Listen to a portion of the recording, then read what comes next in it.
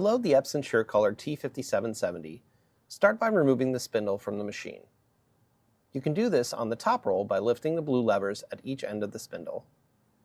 If you're loading roll number 2 as seen here, lift the blue lever on the left, then while pressing in the blue handle, pull the drawer out and remove the spindle. To place the roll on the spindle, remove the end cap. This is a 3-inch core material, so the adapters will be required. To place the adapters on each side, match the arrows on the adapter to the arrows on the end caps. The adapters will click in place with slight pressure. Repeat this process for both sides.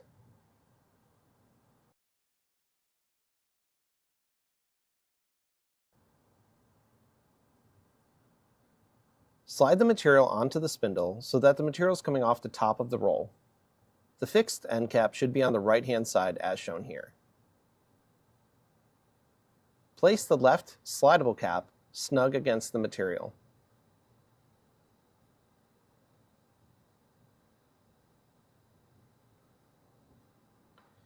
Gently place the material into the tray and then close the drawer.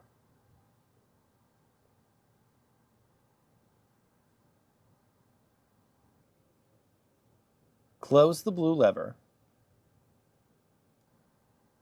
Once the roll is set in the printer, remove your media wrap.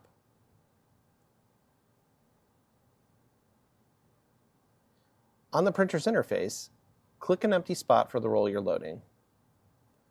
Choose the roll you wish to load and select the correct material type. Press OK to begin the automatic loading function.